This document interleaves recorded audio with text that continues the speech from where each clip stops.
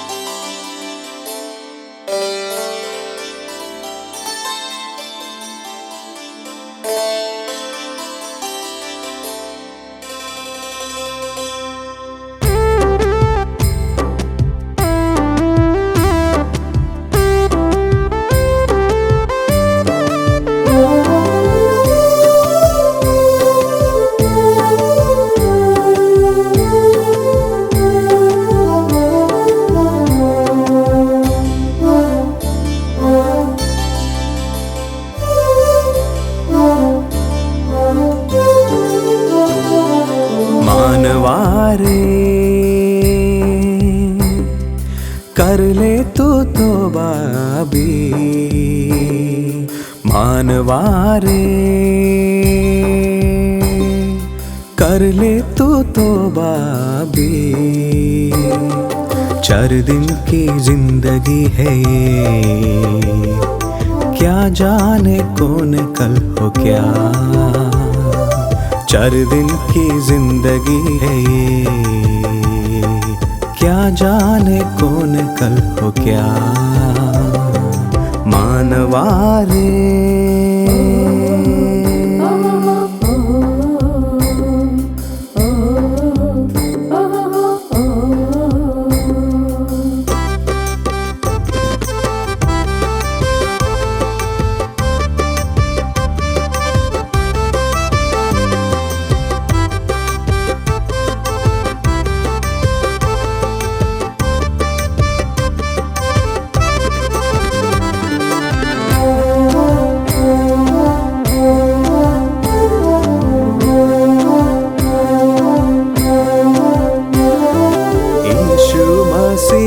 ने दुख उठाया, हाथ और पैरों को घायल किया। ओ हो यीशु मसीहा ने दुख उठाया, हाथ और पैरों को घायल किया। सिर पर भी कांटों का ताज पहना, सिर पर भी कांटों का ताज पहना। बस तेरे लिए पापी रे, बस तेरे लिए पापी रे। मानवारे कर ले तू तौबा भी। 4 दिन की जिंदगी है ये, क्या जाने कौन कल हो क्या। मानवारे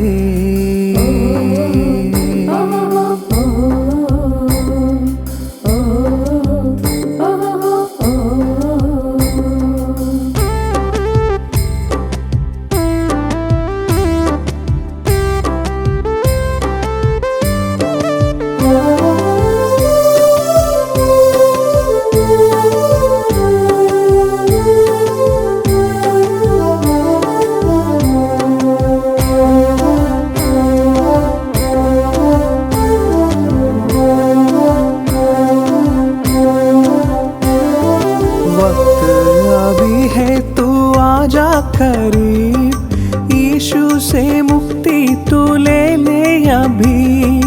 ओ हो वक्त अभी है तू आजा करीब। यीशु से मुक्ति तू ले ले अभी। देख सलीब से आई पुकार, देख सलीब से आई पुकार। नया जीवन तो पाले, नया नया जीवन तो पाले। मानवारे कर ले तू तौबा भी, मानवारे कर ले तू तौबा भी। 4 दिन की जिंदगी है ये, क्या जाने कौन कल हो क्या। 4 दिन की जिंदगी है ये, क्या जाने कौन कल हो क्या। मानवारे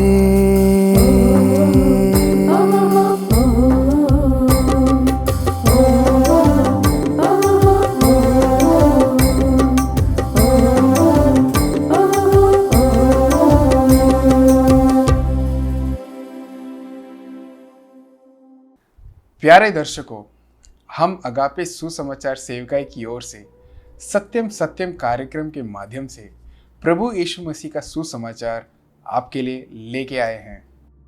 हमारे सारे प्रिय दर्शकगण को प्रभु यीशु मसीह के नाम में अभिनंदन और नमस्कार। प्रभु यीशु मसीह बड़ा खास है, उसके समान कोई नहीं है। एक बार प्रभु यीशु ने कहा, यूहन्ना रचित सुसमाचार 14 अध्याय पद 6 में लिखा हुआ भी है, मार्ग सत्य और जीवन में हूं, मैं ही हूं, बिना मेरे द्वारा कोई पिता के पास नहीं पहुंच सकता। और अन्य जगह पतरस जो कि प्रभु यीशु मसीह का चेला और प्रचारक था, उन्होंने कहा कुछ ऐसा ही बातें जो कि प्रेरितों के काम पुस्तक में और अध्याय 4 और पद 12 में लिखा हुआ है कि प्रभु यीशु के नाम की तरह, नाम के समान, नाम के तुल्य और कोई नाम नहीं है जिसके द्वारा दुनिया का उद्धार हो सकता है। पापी को उद्धार पाने के लिए, पाप के दंड से बचने के लिए, मोक्ष प्राप्त होने के लिए एक ही मार्ग है, प्रभु यीशु मसीह।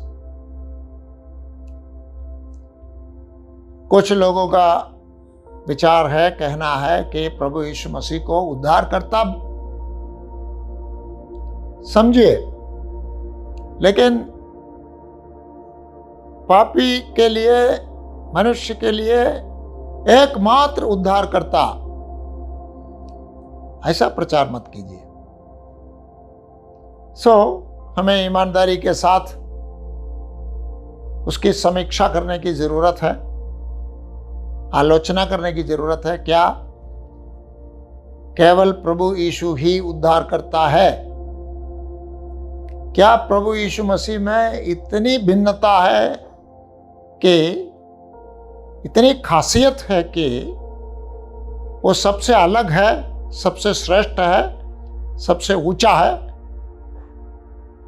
उसके समान और कोई नहीं है? ये कैसे हो सकता है? थोड़ा ध्यान से देखें तो इतिहास से और पवित्र शास्त्र बाइबल से हम जान सकते हैं कि प्रभु यीशु बहुत खास है। उसका जन्म भविष्यवाणी के अनुसार हुआ। उसका जन्म एक कुंवारी से, किसी पुरुष के बिना संबंध के हुआ। उसका जीवन एकदम अलग था, जबकि सारे संसार के लोग, विशेषकर अच्छे लोग, अपने आप को पापी समझते हैं, अपने गलतियों के बारे में अवगत रहते हैं। प्रभु यीशु ने कहा आप में से कौन है जो मेरा पाप मुझे दिखा सकता है? कोई नहीं था। प्रभु यीशु पाप रहित था, पाप रहित, दोष रहित होने पर भी प्रभु यीशु की मृत्यु हो गई क्रूस पर। बड़े अपराधी के समान दो अपराधियों के बीच में एक पाप रहित व्यक्ति की मृत्यु बड़े पापी की तरह हो जाती है। लेकिन प्रभु यीशु तीसरा दिन जिंदा हो गया, अपने कब्र को छोड़कर, खाली करके, जिंदा होकर नए शरीर के साथ अपने चेलों के सामने आया। 40 दिन तक चेलों के साथ रहकर शिक्षा दी, उपदेश दिया और स्वर्ग में उनके सामने ही चढ़ गया, यह कह करके कि मैं जल्दी ही दोबारा आने वाला हूं। सवाल हमारे सामने ये भी है कि प्रभु यीशु अभी क्या कर रहे हैं?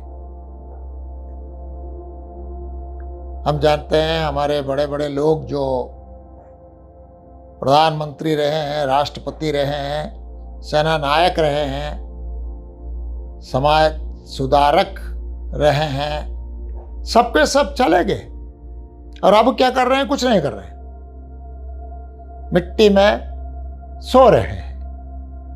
लेकिन प्रभु यीशु क्या कर रहा है? प्रभु यीशु अभी भी जिंदा है।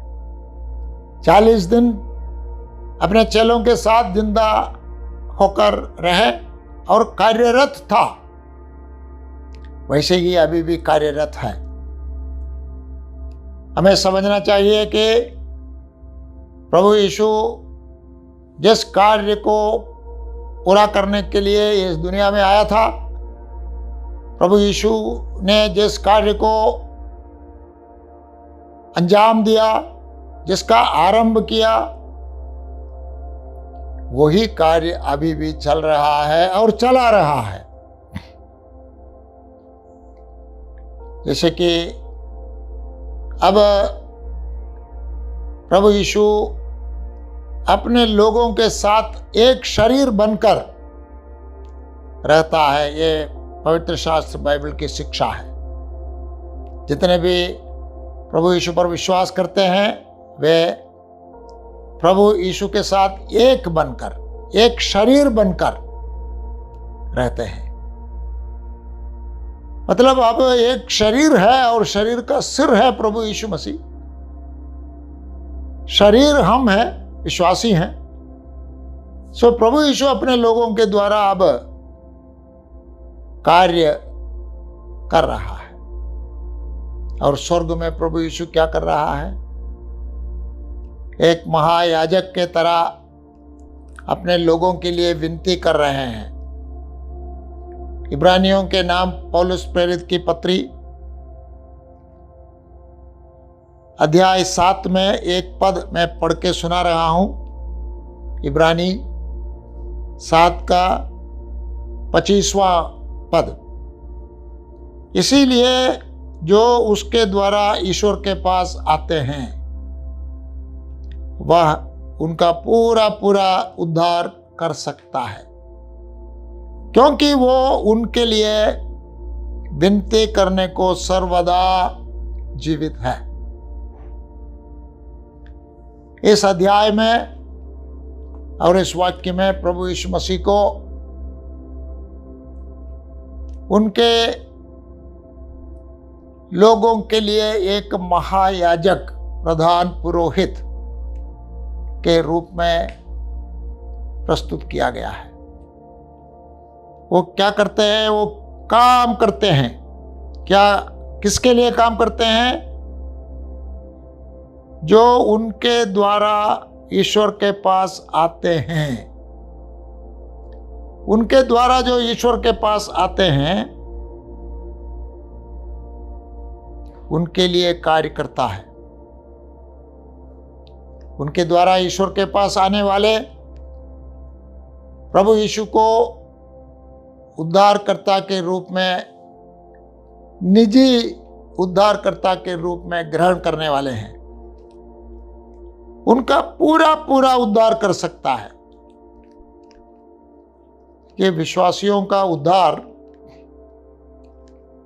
पूरा पूरा होना आवश्यक है। विश्वासियों का उद्धार पूरा पूरा होने के लिए सबसे पहले जिनका जिनका उद्धार होना है उन सबको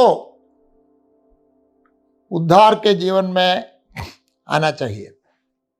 अभी भी कई लोग बाकी है, बहुत लोग बाकी है, जिन्हें सुसमाचार सुनना होगा, मन फिराना होगा, ईमान रखना होगा, प्रभु यीशु के साथ जुड़कर नया जीवन पाना होगा। सबके सब जब उद्धार के जीवन में आएंगे तभी उद्धार पूरा है। वो भी काफी नहीं है। अब जितने भी लोग प्रभु यीशु के द्वारा उद्धार पाए हुए हैं उनका भी उद्धार पूरा पूरा नहीं है। किसी को भी नया शरीर नहीं मिला है। ऐसे प्रभु यीशु को नया शरीर मिला है, नया शरीर मिला है। प्रभु यीशु के चेलों को नया शरीर नहीं मिला है। ये सब मिलेगा अंतिम दिन में, जब प्रभु खुद दोबारा आएगा, तब सबका पुनरुत्थान होगा। विश्वासियों का पुनरुत्थान के समय नया शरीर मिलेगा। जब नया शरीर हर विश्वासी को मिल जाएगा और रहने के लिए आकाश और पृथ्वी भी नई हो जाएगी, तब उद्धार पूरा हो जाता है। और यहां पर लिखा है प्रभु यीशु उनका पूरा पूरा उद्धार कर सकता है। और आगे हम देखते हैं वो उनके लिए विनती करने को सर्वदा जीवित है। प्रभु यीशु जीवित है, मुर्दा नहीं है, और सर्वदा जीवित है, मतलब अब मरेगा नहीं। और लिखा है उनके लिए विनती करने को।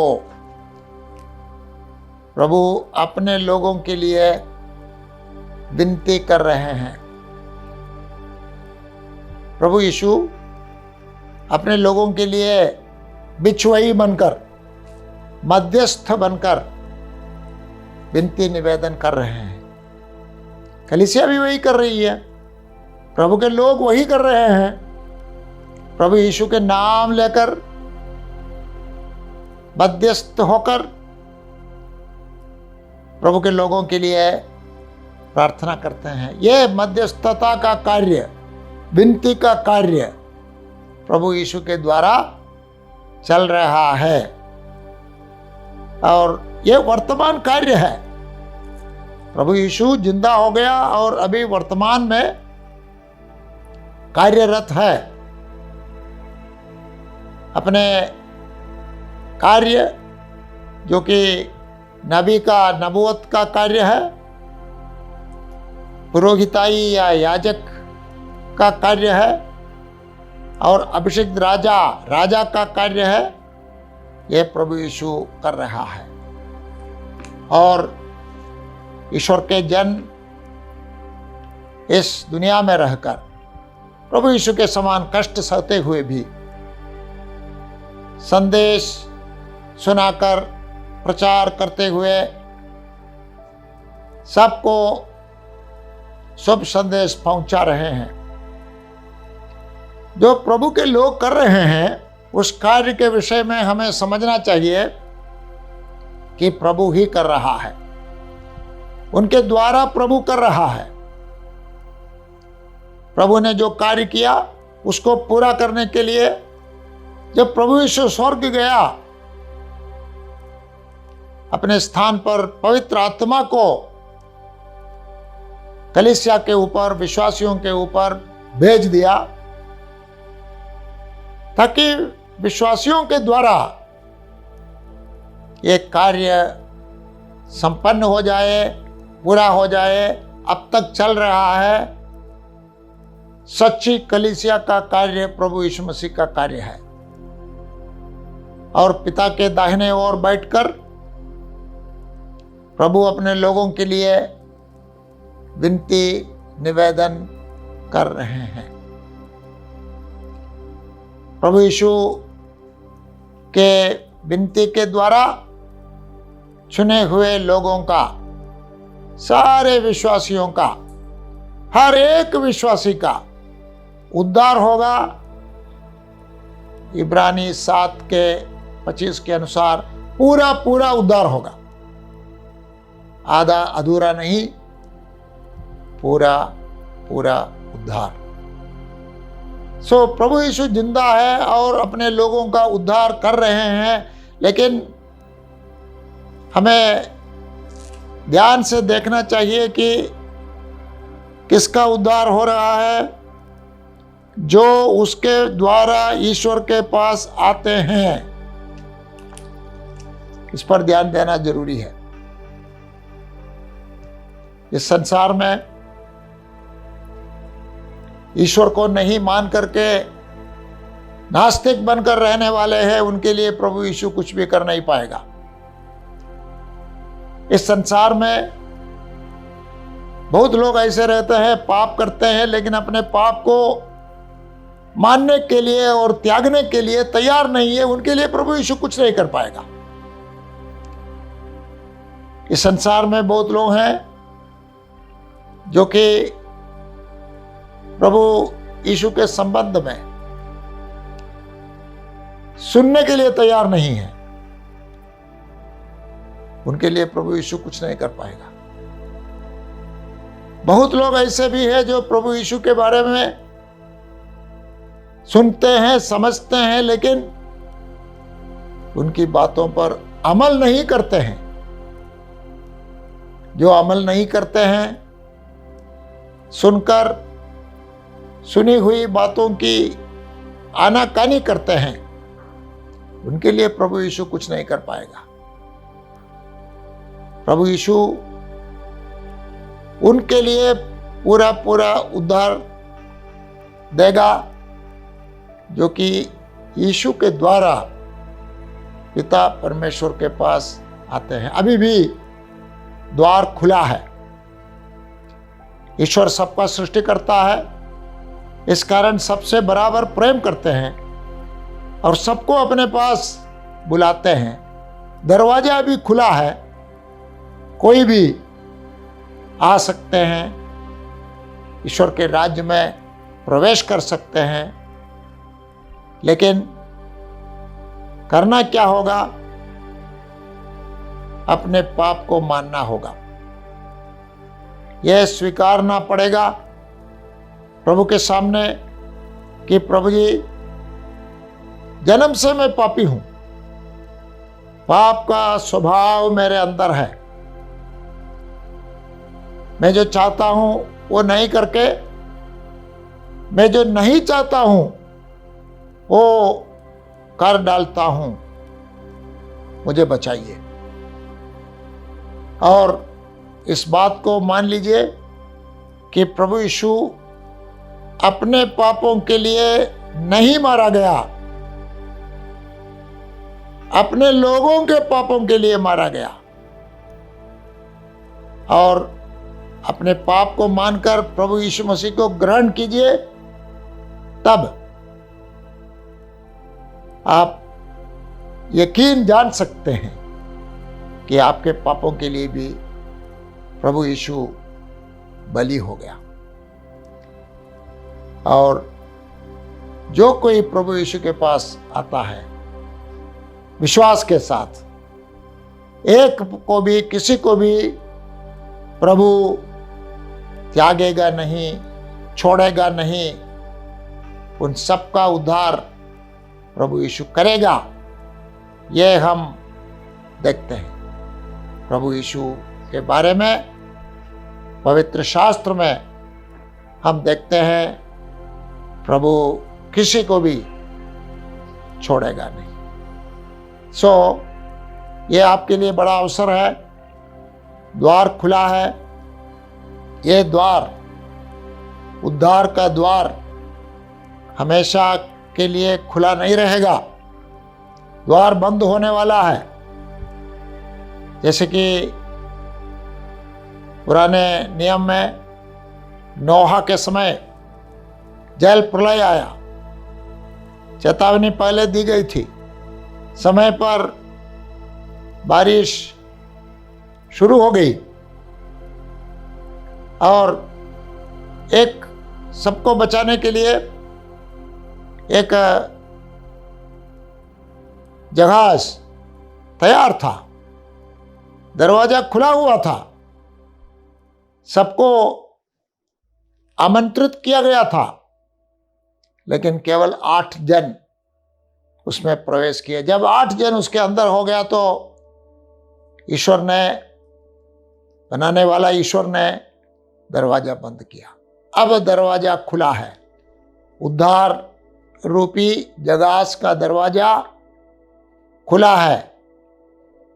आपका कुछ भी हो, धर्म, जाति, आपकी अवस्था, गरीबी का हो और आप अमीर हो, कोई फर्क नहीं पड़ता। आप प्रभु यीशु के द्वारा इस जगास में, उद्धार रूपी जगास में, ईश्वर के राज्य में प्रवेश कर सकते हैं। हम जो ये कार्यक्रम कर रहे हैं, हमें से हर एक अपने जीवन में अपने पाप को स्वीकार करते हुए, प्रभु यीशु मसीह पर विश्वास करते हुए, खुले हुए द्वार के द्वारा अंदर आया हुआ है। आप भी कर सकते हैं, दरवाजा आपके लिए खुला है। आइए, अपने पाप को मानिए, पाप को छोड़ने के लिए, एक नया जीवन के लिए तैयार हो जाइए। प्रभु यीशु के साथ चेला बनकर रहने के लिए तैयार हो जाइए और अनंत जीवन में, ईश्वर के राज्य में प्रवेश करने के लिए और उसमें अनंत काल तक बने रहने के लिए तैयार हो जाइए। आपको रोकने वाला कौन है? आपको रोकने वाला आपका दुश्मन है, जो कि विरोधी है, शैतान है। केवल शैतान है आपको रोकने वाला। आप समझिए, प्रभु यीशु मसीह को ग्रहण करने में, अपने पापों को छोड़ने में आपको कुछ भी नुकसान नहीं होगा, आपको लाभ ही लाभ है। इस समय आप इस दुनिया में कुछ ही दिनों के लिए जीने का विचार करने वाला होगा, लेकिन प्रभु यीशु जब आपका उद्धारकर्ता बन जाए, तब अनंत जीवन का वारिश होगा, अविनाशी जीवन का उत्तराधिकारी होगा। हम चाहते हैं, प्रेम से प्रेरित होकर आपसे अनुरोध करते हैं, अपने पाप को लेकर प्रभु यीशु के पास आइए, प्रभु यीशु को उद्धारकर्ता के रूप में ग्रहण कीजिए और ईश्वर के राज्य की आशीषों का अनुभव भरपूरी के साथ आपको मिल जाए। नमस्कार। हम आशा करते हैं कि यह संदेश आपके लिए आशीष का कारण बना है। यदि आप प्रभु यीशु मसीह के बारे में या बाइबल के बातों के विषय में अधिक जानकारी लेना चाहते हैं, या आपकी समस्या के बारे में प्रार्थना निवेदन रखना चाहते हैं, या आप कोई सुझाव हमें देना चाहते हैं, तो हमारे पते पर ज़रूर लिखिए। हमारा पता है अगापे गॉस्पेल मिनिस्ट्री, 87 मैत्री नगर, कोल्लम 691002। आप हमें फ़ोन या व्हाट्सएप के माध्यम से भी संपर्क कर सकते हैं। हमारा फ़ोन नंबर है 7898160067 या फिर 9960156585। इस प्रकार के और भी संदेश को सुनने के लिए हमारे YouTube चैनल सत्यम सत्यम या फेसबुक पेज सत्यम सत्यम पे जाएं। परमेश्वर आप सबको आशीषित करे। होगी बारिश वचन की, फूल खिलेगा सच्चाई का। सत्यम सत्यम सत्यम सत्यम सत्यम सत्यम